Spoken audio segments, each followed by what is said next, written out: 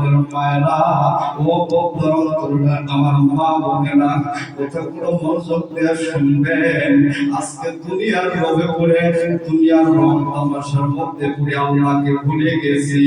আজকে দুনিয়ার রং তামাশার মধ্যে পড়ে আমরা আল্লাহকে ভুলে গেছি।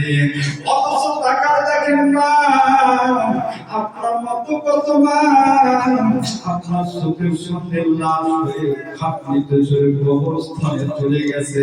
মারে সারা দুনিয়া থেকে একবার কবর দেশে চলে যায় আর কোনোদিন হৃদয় নেই, তারা আর কোনোদিন ফিরে আসে না। মানুষ যদি বিদেশে যায়, সৌদিতে যায়, মালয়েশিয়া যায়, ওই মানুষগুলো আবার বাংলাদেশে ফিরে আসার সুযোগ থাকে। কিন্তু কবর বাড়ি এমন একটা বাড়ি, ওই পরকালের জগতে কেউ যদি একবার পাড়ি দেয় আর জীবনে কোনোদিন ফিরে আসার কোনো সুযোগ নাই। বাবা মনে মনে চিন্তা করবেন, একদিন নতুন শাড়ি পরিয়া বিয়ের লাল শাড়ি পরিয়া আপনি স্বামী বাড়িতে আসছিলেন, কিন্তু এমন একদিন আসবেন আপনাকে সাদা কাপড় পরাইয়া জনমের গোসল দিয়া খাটনিতে উঠাইয়া আপনার আত্মীয় স্বজনরা ওই কবরে নিয়ে যাবে। মা জানাজার নামাজ কমপ্লিট করার পরে কবরে নিয়ে যাবে। কবরে নিয়ে যাওয়ার পরে আপনার আত্মীয় স্বজনরা কবরের মধ্যে নামাইবে। আপনি রাতের বেলা কত আরামের বিছানায় ঘুমাইছেন, শীতের মধ্যে ল্যাপের ব্যবস্থা করেছেন, কম্বলের ব্যবস্থা করেছেন, কিন্তু একবার চিন্তা করে দেখেন ওই কবরের মানুষগুলোকে আমরা কিন্তু মাটির বিছানায় শোয়াই দিয়ে আসি। কবরের মধ্যে একটা ঘর, যেই ঘরে দরজা নাই, জানালা নাই, যেই ঘরে আলোর ব্যবস্থা নাই, ওই কবর প্রত্যেক দিন মানুষদেরকে ডাকতে হবে, মানুষেরা আমি কিন্তু অন্ধকার ঘর, আমার কাছে আমল নামের আলো নিয়ে আসতে হবে। আমি কিন্তু সাত কিচ্ছুর ঘর, তোমাদেরকে আসতে হলে আমার কাছে সাবধানে আসতে হবে। এই জন্য আমাদেরকে দুনিয়াতে থাকতে আমল করতে হবে। চিন্তা করে দেখো না কবরে কি যাইবা না, আমরা কবরে যাবো কিনা? চিন্তা করে দেখো না কবরে কি যাইবা না, চিন্তা করে দেখো না কবরে কি যাইবা না। যেই কবরে আল্লাহ ছাড়া বন্ধু কেহ থাকবে না, চিন্তা করে দেখো না কবরে কি যাইবা না, চিন্তা করে দেখো না কবরে কি যাইবা না। এ দুনিয়ায় সবই পর, কবর যে তোর আসল ঘর, ঠিক কিনা বলেন? এ দুনিয়ায় সবাই পর, কবর যে তোর আসল ঘর, কেমনে সেথায় থাকবি একা শুধুই মাটির বিছানা। চিন্তা করে দেখো না কবরে কি যাইবা না, চিন্তা করে দেখো না কবরে কি যাইবা না। আজান কানে শুনিয়া কেমনে থাকো ঘুমাইয়া, আজান কানে শুনিয়া কেমনে থাকো ঘুমাইয়া, নামাজের লাগিয়া কি তোর মনে মায়া লাগে না। চিন্তা করে দেখো না কবরে কি যাইবা না, চিন্তা করে দেখো না কবরে কি যাইবা না। যেই কবরে আল্লাহ ছাড়া বন্ধু কেহ থাকবে না, চিন্তা করে দেখো না কবরে কি যাইবা না। তাহলে আমরা কবরে যাবো কিনা? কবরে যাওয়ার আগে আমাদের প্রস্তুতি নিয়ে যেতে হবে। নইলে এখান থেকে যদি প্রস্তুতি না নিয়ে যায়, কবরে যাওয়ার পরে যদি আফসোস করি আরে নামাজ কেন করি নাই, আরে রোজা কেন রাখি নাই, পর্দা কেন করি নাই, হালাল হারাম কেন বেছে বেছে চলি নাই, ওখানে আফসোস করলে আর কোনো লাভ হবে? কোনো লাভ হবে না। সামনে আমাদের এক বড় একটা যাত্রা সফর আমাদের সম্মুখে আছে, সেখানে মানুষ শুধু যায় আর কোনদিন ফিরে আসে না। এজন্য আল্লাহ পাক রব্বুল আলামিন পবিত্র কোরআন কারিমের মধ্যে বলেন বাল তুসিরুনা আল হায়াতাদ দুনিয়া ওয়াল আখিরাতু খায়রুম ওয়া আবকা। আল্লাহ পাক রব্বুল আলামিন দুনিয়ার হতভাগা মানুষদেরকে তারা নাফরমানির মধ্যে লিপ্ত, দুনিয়ার লোভ লালসার মধ্যে লিপ্ত, দুনিয়ার ব্যস্ততার মধ্যে সারাদিন কাটায় যায়, ও নামাজের কোনো ভূক্ষেপ করে না। এরকম বহু মানুষ আছে, বহু মা বোন আছে, এরা নামাজের কোনো ভূক্ষেপ করে না। অথচ আল্লাহ পাক বলতেছে, হে দুনিয়ার মানুষ, তোমরা দুনিয়াকে প্রাধান্য দিয়েছো, দুনিয়াকে আঁকড়ে ধরেছো, কিন্তু জেনে রাখো আখিরাত হলো উত্তম, আখিরাত হলো চিরস্থায়ী। এই দুনিয়া শুরু হয়েছে, একদিন শেষও হয়ে যাবে, কিন্তু আখিরাতের জগৎ এমন একটা জগৎ যার শুরু হবে আর কোনোদিন শেষ হবে না। কথা বলেন ঠিক কিনা? জোরে বলেন ঠিক কিনা? শেষ হবে আর কোনোদিন শুরু হবে না। হযরত হাসান বসরি রাহমাতুল্লাহর কাছে বৃদ্ধা মহিলা ডাকতে বলতেছে, হাসান, এরকম কোন আমল করে দাও যার দ্বারা আমার মেয়ের কবরের অবস্থা আল্লাহ যেন কবরে জান্নাতের ফয়সালা করে দেয়। হযরত হাসান বসরি ডাকতে বলতেছে, মা, বাড়িতে যাওয়ার পরে বাড়িতে দান সদকা করার মতো যদি কিছু থাকে আল্লাহর রাস্তায় দান করে দেন, আর আপনার মেয়ের জন্য দোয়া করে, হয়তো বা এই দান সদকা করার ওসিলায় আল্লাহ আপনার মেয়ের কবর আযাব মাফ করে দিবে। এইবার বৃদ্ধা মহিলা চলে গেল বাড়িতে। যাওয়ার পরে বাড়িতে যা কিছু ছিল সব কিছু গরিব মিসকিনকে দান করে দিল। এই ঘটনার পরে হযরত হাসান বসরি রাহমাতুল্লাহ রাতের বেলা শুয়ে আছে, গভীর রাত্রিতে হঠাৎ করে হযরত হাসান বসরি রাহমাতুল্লাহ স্বপ্নের মধ্যে দেখে যে হযরত হাসান বসরি একটা জান্নাতের মধ্যে ঘুরতেছে। জোরে কোন সুবহানাল্লাহ। হযরত হাসান বসরি জান্নাতের মধ্যে ঘুরতেছে, ঘুরতে ঘুরতে জান্নাতের এক জায়গার মধ্যে দেখে স্বর্ণের একটা চেয়ার। এত দামি চেয়ার হযরত হাসান বসরি জীবনে আর দেখে নাই। তাকায় দেখি ওই চেয়ারের ভিতরে সুন্দরী রূপসী যুবতী একটা মহিলা বসে আছে। সাথে সাথে হযরত হাসান বসরি চোখটাকে নিচু করে নিল, কারণ হাসান বসরি জানে যে কোন মহিলাকে দেখা হলো গুনার কাজ, যাদের সাথে দেখা করা হারাম, তাদেরকে যদি তার সাথে যদি দেখা করে আল্লাহ নিষেধ করে দিয়েছে। আল্লাহ পাক মহিলাদেরকে ডাকতে বলেছে, এ মহিলারা রে, জাহিলিয়াতের যুগের মহিলাদের মতো বেহায়া অবস্থায় তোমরা রাস্তায় বের হয়ো না। যদি কোনো প্রয়োজনে তোমাদের বের হওয়া লাগে, যদি কোনো প্রয়োজন বশত বাড়ি থেকে বের হওয়া লাগে, মাথা থেকে পা পর্যন্ত ঢেকে বের হতে হবে। কথা বলেন ঠিক কিনা?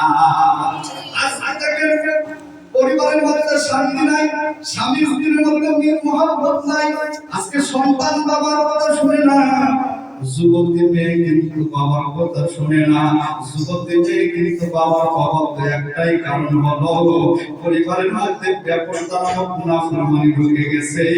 আল্লাহ পর্দাকে ফরজ করে দিয়েছে, নামাজ রোজা যেরকম ফরজ, মা বোনদের পর্দা করা ওরকম ফরজ। আজকে পর্দা না থাকার কারণে অশান্তির আগুনের মধ্যে মানুষ দাউ দাউ করে জ্বলতেছে। কথা বলেন ঠিক কিনা? আজকে বাজারের মধ্যে মেয়েদের সংখ্যা বেড়ে গেছে, মেয়েরা আজকে বাজার করতে যায় বেপরদা বেহায়া অবস্থায়, যার কারণে আজকে গোটা পৃথিবীর মধ্যে অশান্তির আগুন জ্বলতেছে। কথা বলেন ঠিক কিনা? শহরে বাজারে দেখো নারীদের ঢল, শহরে বাজারে দেখো নারীদের ঢল, পর্দাবিহীন তারা করে ঝলমল। শহরে বাজারে দেখো নারীদের ঢল, পর্দাবিহীন তারা করে ঝলমল। অন্যকে তার দিকে আশিক বানায়, দেশটায় আজ ধ্বংস নারীর বেপরদায়, দেশটায় আজ ধ্বংস নারীর বেপরদায়। সবার মুখে একই আওয়াজ, হায় হায় হায়। ইবলিসে আজম বাংলাদেশে, ইবলিসে আজম বাংলাদেশে আগমন হয়েছে কিছু নারীর বেশে। ঠিক কি না বলেন? সব নারী যে খারাপ তা না, এখনো কিছু পর্দানিশীল কিছু মহিলা আছে যারা তাদের নেক আমলের পরিমাণ অনেক বেশি। ঠিক কি না বলেন? কিছু কিছু মহিলা আছে যাদের পর্দার কোনো খবর নাই, নামাজের কোনো খবর নাই, রমজানের রোজা রাখার কোনো খবর নাই। আজকে যার কারণে পরিবারের মধ্যে অশান্তি, সমাজে অশান্তি, রাষ্ট্রের মধ্যে অশান্তি, গোটা পৃথিবীটা যেন অশান্তির আগুনের মধ্যে দাউ দাউ করে জ্বলতেছে, ঠিক কিনা? এজন্য আমাদের আল্লাহ পাকের পরিপূর্ণ বিধানকে আদায় করতে হবে। হযরত হাসান বসরি যখন বলল যে মা তুমি তোমার মেয়ের জন্য কিছু দান সদকা করে দাও, হযরত হাসান বসরি রাতের বেলা নিজেই স্বপ্নে দেখে যে ওই জান্নাতের স্বর্ণের চেয়ারের ভিতরে একজন যুবতী মেয়ে বসে আছে। হাসান বসরি চোখকে নিয়ন্ত্রণ করার জন্য চোখকে নিচে নামায়। এইবার ওই যুবতী মেয়েটা ডাক দিয়ে বলতেছে আল্লাহর ওলি আপনি কি আমাকে চিনতে পারছেন? বলে আপনি কে? বলে আমি হলাম ওই মেয়ে যার মাটা আজকে 2-3 দিন আগে আপনার কাছে এসে দোয়া করার জন্য বলছিল। আমি হলাম সেই বৃদ্ধা মহিলার যুবতী মেয়ে। হাসান বসরি ডাক দিয়ে বলতেছে এ মেয়ে তুমি মিথ্যাবাদী না, তুমি সত্যবাদী না, তোমার মা সত্যবাদী। তোমার মা বলল তুমি জাহান্নামের আগুনের মধ্যে জ্বলতেছো, কিন্তু আমি দেখতেছি তুমি জান্নাতের স্বর্ণের দামি চেয়ারে উপরে বসে আছো। বলো হে বলো তুমি সত্যবাদী না তোমার মা সত্যবাদী? এই কাজে ডাক্তার বলতেছে আল্লাহর ওলি হাসান আমিও সত্যবাদী, আমার মাও সত্যবাদী। তবে ঘটনা হলো এরকম আমি সত্য কবরের ভিতরে আমার কবরটা জাহান্নামে প্রাণ হয়ে গিয়েছিল। কবরের দমদম পুরা আগুনের মধ্যে আমি জ্বলতেছিলাম। আমি শুধু একা নয়, এই কবরস্থানে, এই কবরটা হলো রাস্তার পাশে কবর, এই কবরস্থানে আমার মতো আরো 70,000 ব্যক্তি যারা কবরের মধ্যে জাহান্নামের আসামি হয়ে গেছিল। কিন্তু এই রাস্তা দিয়ে একজন আল্লাহর ওলি যখন যাইতেছিল, হঠাৎ কবরস্থান থেকে আল্লাহর ওলির মনের মধ্যে দয়া হইল। আল্লাহর ওলির সাথে সাথে পয়গম্বরের উপরে একবার দরুদ শরীফ পড়ে ওই দরুদের হাতিয়া সমস্ত কবরবাসী মাইয়াদের উপরে বর্ষায় দিল। আর বলতে আল্লাহর ওলি হাসান আল্লাহর ওই যে বুজুর্গ বান্দা একটি বার মাত্র দরুদের হাতিয়া পেশ করে সমস্ত কবরবাসীর মাঝে এই সওয়াবের হাতিয়া বন্টন করে দিয়েছে। আল্লাহর ওই বুজুর্গ বান্দার একবার দরুদ পড়ার সিনায় আমাকে সহ আরো 70,000 জাহান্নামের আসামিকে আল্লাহ মাফ করেছে। জয় বলেন সুবহানাল্লাহ। সুবহানাল্লাহ। দরুদ শরীফের ফজিলত কত বেশি, দরুদ শরীফের মর্যাদা কত বেশি যে একবার মাত্র দরুদ পড়েছে, একবার দরুদ পড়ে আল্লাহর বুজুর্গ বান্দা সওয়াবের হাদিয়া ওই কবরে বসায় দিয়েছে। আল্লাহ পাক 70,000 জাহান্নামের আসামিকে ওই এক দরুদের ওসিলায় মাফ করে দিয়েছে। সুতরাং আমরা যখনই সময় পাবো, মা বোনেরা রান্না বান্না করতেছেন অযথা সময় নষ্ট না করে বলেন যে নবীদের উপরে দরুদ পড়েন। রাতের বেলা শুয়ে আছেন, ঘুম আসতেছে না, ঘুম আসার পূর্ব মুহূর্ত পর্যন্ত দরুদ শরীফ পড়েন। রাস্তায় হাঁটতেছেন দরুদ শরীফ পড়েন, বাসায় কাজ করতেছেন দরুদ শরীফ পড়েন। তাহলে মর্যাদা বাড়া দিবেন কে? আল্লাহ পাক রব্বুল আলামিন মর্যাদা বাড়ায় দিবেন। এজন্য আমাদের সবসময় মরণের জন্য প্রস্তুত থাকতে হবে। আমরা একসময় ছিলাম না, অল্প সময়ের জন্য আল্লাহ পাঠাইছে, আবার আমাদেরকে বিদায় দিয়ে দুনিয়া থেকে চলে যেতে হবে। আল্লাহ পাক রব্বুল আলামিন বলেন মিনহা খালাকনাকুম ওয়া ফিহা নুঈদুকুম ওয়া মিনহা নুখরিজুকুম তারাতান উখরা। আল্লাহ রাব্বুল আলামিন পবিত্র কোরআনের মধ্যে বলেন হে দুনিয়ার মানুষেরা এই মাটির মধ্যে তোমাদেরকে সৃষ্টি করেছি, আমি আল্লাহ পাক তোমাদেরকে মাটি হতে সৃষ্টি করেছি, অফিহা নুঈদুকুম এবং এই মাটির মধ্যে তোমাদেরকে ফিরে আসতে হবে, অমিনহা নুখরিজুকুম তারাতান উখরা, পুনরায় আবার তোমাদেরকে কবর থেকে সেই ইসরাফিল আলাইহিস সালামের সিংহার ফুৎকারের মাধ্যমে কিয়ামত যখন সংঘটিত হয়ে যাবে, তখন আবার সমস্ত মানুষকে হাসরের ময়দানে আমি আল্লাহ পাক বিচারের জন্য বন্দায় পাঠাবো। এজন্য যে কোনো সময় আমাদের মরণের ডাক আসতে পারে। ইদা জা আজালুহুম লা ইস্তাগফিরুনা সাআতা ওয়া লা ইস্তাগফিরুন। আল্লাহ পাক রব্বুল আলামিন বলেন যখন কোনো মানুষের মওতের সময় ঘনা আসে, মৃত্যুর সময় যখন ঘনা আসে, ওই সময় 1 সেকেন্ড আগেও করা হয় না, 1 সেকেন্ড পরেও করা হয় না। যখন মৌতের ঘন্টা বাজিয়া উঠিবে, যখন মৌতের ঘন্টা বাজিয়া উঠিবে, এক কদম আগে পিছে না যাইতে দিবে। যখন মৌতের ঘন্টা বাজিয়া উঠিবে, এক কদম আগে পিছে না যাইতে দিবে। লক্ষ লক্ষ টাকা পয়সা, লক্ষ লক্ষ টাকা পয়সা আছে জানার ঘরে, মরণ কাঙ্গাল হইয়া সেও গেছে কবরে। আমাদের সবাইকে কবরে যেতে হবে। এজন্য আসলে কবরে যাওয়ার আগে কবরের পরিপূর্ণ প্রস্তুতি নিয়ে আমাদেরকে কবরে যেতে হবে। নইলে নবীজি বলেছেন, কবর রওজাতুম মিন রিয়াজিল জান্নাহ আহফরাতুম মিন হিফারিন নার। কিছু কিছু মানুষের জন্য জান্নাতের টুকরা, কিছু কিছু মানুষের জন্য জাহান্নামের গর্ত হয়ে যাবে। এজন্য আমাদের চিন্তা করতে হবে যে আমি কোথায় ছিলাম, কোথায় আসছি, কি করতেছি, কোথায় যাব। সেখানে গিয়া মুনকার নকিরের সওয়াল জবাবের উত্তর আমি ঠিক মতো দিতে পারবো কিনা, কবরে আমার ফয়সালা কি হবে, হাসরের ফয়সালা কি হবে, মিজানের পাল্লা কিয়ামতের ওজনের সময় আমার অবস্থা কি হবে, পুলসিরাত পার হতে কি আমার অবস্থা কি হবে, আমি কি জান্নাতে পড়বো না জাহান্নামে পড়বো। এরকম চিন্তা ভাবনা যদি কোনো মা বোন করে, কোনো ভাইয়েরা যদি করে, আমরা সবাই যদি চিন্তা ভাবনা করি, তাহলে গুনাহ করার ইচ্ছা কমে যাবে, তাহলে বেশি বেশি নেক আমল করার ইচ্ছা, আগ্রহ আমাদের মধ্যে পয়দা হবে। এজন্য সম্মানিত মা বোনকে বলবো, মৃত্যুর আগে মৃত্যুর প্রস্তুতি করতে। আর একটা কথা বলি, আজকে আলোচনা শেষ করে দেব। আমার যেহেতু আজকে ইসলামী বয়ান আসলে মা বোনদেরকে নিয়ে, তো আল্লাহ রাসূল সাল্লাল্লাহু আলাইহি ওয়াসাল্লাম হাদিসের মধ্যে বলেছেন যে কোন মা, কোন মহিলা যদি, কোন নারী যদি চারটা কাজ দুনিয়ার মধ্যে করে যেতে পারে, আল্লাহ পাক রব্বুল আলামিন তাকে এমন এখতিয়ার দিবে, এমন ওয়াদা তাকে দিয়ে দিবে যে ওই মহিলা আটটা জান্নাতের যে কোনো জান্নাতে সে আটটা দরজা দিয়ে যে কোনো সে জান্নাতের মধ্যে সে প্রবেশ করতে পারবে। এই কাজগুলোর মধ্যে এক নাম্বার কাজ হলো 5 ওয়াক্ত নামাজের পাবন্দি করা। এক নাম্বার 5 ওয়াক্ত নামাজের পাবন্দি করা। দ্বিতীয় নাম্বার পাবন্দের কাজ হলো রমজান মাসে ফরজ রোজাগুলো ধারণ করা। যদি কোনো কারণবশত রমজান মাসের রোজা ছুটে যায়, পরবর্তীতে এগুলো কাজ আদায় করে নিতে হবে।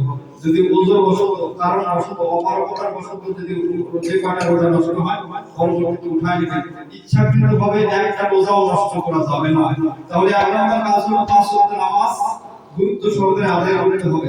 অনেক মা বোন আছে নামাজ পড়ে ঠিকই, কিন্তু নামাজের গুরুত্ব নাই, কোনো মতো কোরআন লাগে তাই পড়ে, সেজদার মধ্যে গুরুত্ব নাই, রুকু সেজদায় গুরুত্ব নাই। এজন্য গুরুত্ব সহকারে নামাজ পড়তে হবে। দ্বিতীয় নাম্বার হলো রমজান মাসে ফরজ রোজা ধারণ করতে হবে। তৃতীয় নাম্বার হলো স্বামীর খেদমত করতে হবে। স্বামী যে কাজে, স্বামীর খেদমত পরিপূর্ণরূপে আদায় করতে হবে। আর চতুর্থ নাম্বার হলো নিজের সতীত্বের হেফাজত করা। আর সতীত্বের হেফাজত করার জন্য পর্দার বিধান বাসার মধ্যে কায়েম করা লাগবে। যাদের সাথে দেখা করতে আল্লাহ নিষেধ করে দিয়েছে, তাদের সাথে দেখা করা যাবে না, দেখা করা যাবে না। তাহলে বাড়িতে শান্তি আসবে, স্বামী স্ত্রীর মধ্যে মিল মহব্বত পয়দা হবে, সন্তানাদি কথা শুনবে, বাড়িটাই যেন জান্নাতের একটা টুকরা হয়ে যাবে। আল্লাহ পাক রব্বুল আলামিন আমাদের মা বোনদেরকে এই চারটি আমল বেশি বেশি করার তৌফিক দান করে। সকলে বলেন আমিন, সকলে বলেন আমিন। সম্মানিত মা ও বোনেরা, আপনারা সকলেই জানেন যে আমাদের এই 2 নম্বর ওয়ার্ডে একটা মাদ্রাসা রয়েছে, হেদায়েতুল উম্মাহ মাদ্রাসা। ওই মাদ্রাসায় আমাদের ভর্তি কার্যক্রম জানুয়ারি থেকে শুরু হয়েছে, এখন ভর্তি কার্যক্রম চলতেছে এবং চলবে ইনশাআল্লাহ। এখান থেকে পহেলা রমজান থেকে শুরু হয়েছে, তো এখন ভর্তি কার্যক্রম চালু আছে। আপনারা আপনাদের পরিচার সন্তানদেরকে এখানে ভর্তি করে দিতে পারবেন। এখানে আসলে আপনারা সন্তানেরা কোরআনুল কারীম সেভাবে শিখতে পারবে, হাদিস শিখতে পারবে, মাসআলা মাসাইল শিখতে পারবে। একটা সন্তান যদি আলেম হয়, আপনি যখন মারা যাবেন, এই আলেম সন্তান আপনার জন্য দোয়া করবে, এই আলেম সন্তান আপনার জানাজা পড়াইবে, এই আলেম সন্তান আপনাকে ভুলবে না। এজন্য সন্তানকে একজন হাফেজ বানায় যাবেন, আলেম বানায় যাবেন। আমাদের অত্র মাদ্রাসায় আপনাদের সন্তানদেরকে ভর্তি করে দিবেন, মাদ্রাসার জন্য দোয়া করবেন। আল্লাহ পাক যেন আমাদের মাদ্রাসাকে কবুল আর মঞ্জুর করে নেয়। আর শেষে আল্লাহ পাক রব্বুল আলামিন যে কথাগুলো বললাম, আমাদের মা বোনদেরকে সহ আমাদের সবাইকে এই কথাগুলো আমল করার তৌফিক দান করুন। সকলে বলেন আমিন, সকলে বলেন আমিন। আসসালামু আলাইকুম ওয়া রাহমাতুল্লাহি ওয়া বারাকাতুহু।